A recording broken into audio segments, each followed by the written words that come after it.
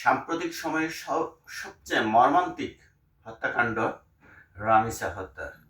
8 বছরের একটা শিশু ক্লাস 2-তে পড়ে এবং তার ক্লাসে সবেমাত্র 2-তে উঠছে এবং তার রোল 1, অর্থাৎ সেই শিশুটি খুব তুখোড় মেধাবী বলা চলে, যেহেতু তার ক্লাসে তার রোল 1।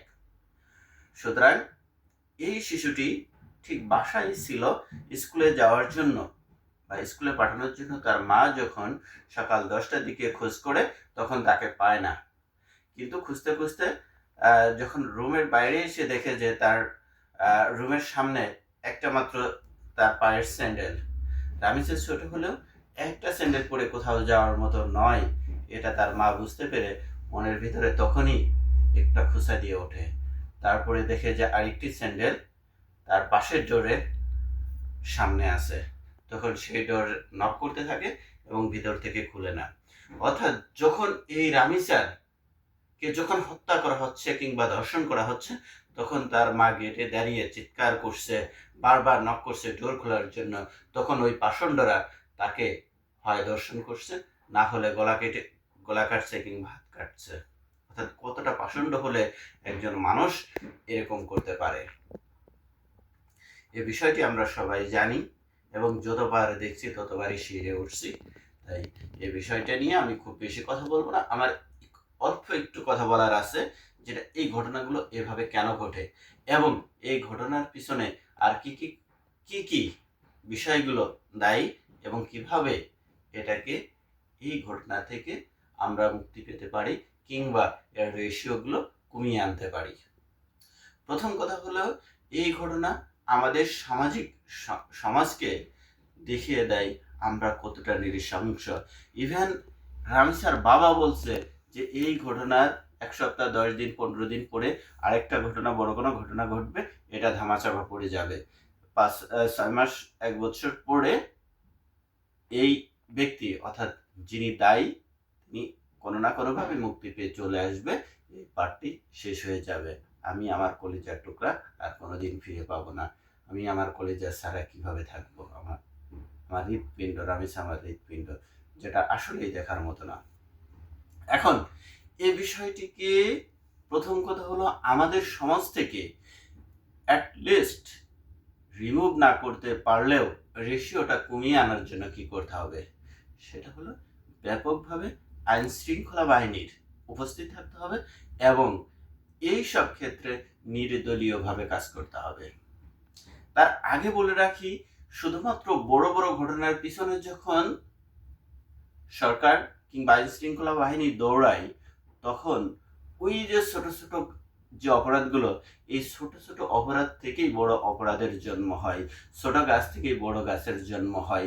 সুতরাং ওই ছোট গাছটি যদি আমরা উপড়ে ফেলি, ওই আগাছাগুলো যখন জন্মে তখনই যদি আমরা উপড়ে ফেলি, তাহলে ওই গাছগুলো বড় হতে পারে না।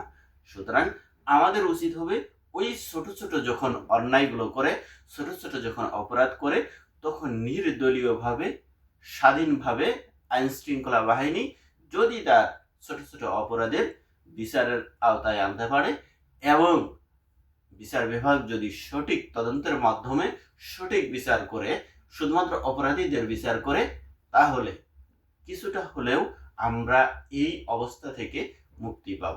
সুতরাং আমাদের মুক্তির জন্য একমাত্র পথ হলো ছোট ছোট অপরাধগুলোকে রিমুভ করা, ছোট ছোট অপরাধের পিছনে বেশি সময় দেওয়া।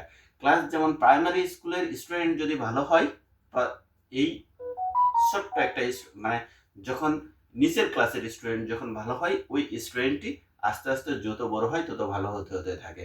সুতরাং আমাদের নিচের রুট লেভেলের অন্যায়, অত্যাচার, অপরাধগুলো যদি আমরা কমিয়ে আনতে পারি, তাহলে আমাদের সামগ্রিকভাবে, সামাজিকভাবে অপরাধ প্রবণতাও কমে যাবে। অর্থাৎ আমাদের অপরাধ প্রবণতা তখনই আসে যখন অন্য অপরাধের বিচার না হয়, অন্য অপরাধীরা কোনো না কোনোভাবে আইনের ফাঁক কেটে, আইনের জাল কেটে বেরিয়ে যায়। তখন তারা আবার অপরাধ করতে, নিজেরা তো অপরাধ করে, আশেপাশে মানুষগুলোকে অপরাধ করতে উদ্বুদ্ধ করে। সুতরাং আমরা যাতে আশেপাশের মানুষগুলোকে অপরাধে উদ্বুদ্ধ করতে না পারে এবং অপরাধীরা সঠিকভাবে যাতে বিচারের আওতায় আসে, এর জন্য সরকারকে অবশ্যই রুট লেভেল থেকে ছোট ছোট অপরাধ থেকে রিমুভ করতে হবে এবং ছোট ছোট অপরাধের ক্ষেত্রে সঠিকভাবে আইন শৃঙ্খলা বাহিনীর হস্তক্ষেপ করতে হবে। তাহলেই শুধুমাত্র কোনো না কোনোভাবে আস্তে আস্তে একটা সময় পরে আমরা এই অপরাধ প্রবণতা থেকে বেরিয়ে আসতে পারবো। আমাদের মাঝে যে অপরাধ প্রবণতা তৈরি হচ্ছে, এই অপরাধ প্রবণতা থেকে আগে বের হতে হবে। এই প্রবণতাটা থেকে যখন আমরা বেরিয়ে আসবো, তখন এই অপরাধের পরিমাণও আস্তে আস্তে কমতে থাকবে। কিন্তু আমাদের এই সময়ে সবচেয়ে বড় সমস্যা হলো আইন শৃঙ্খলা বাহিনীর সাথে সরকারের একটা যোগ সাজস।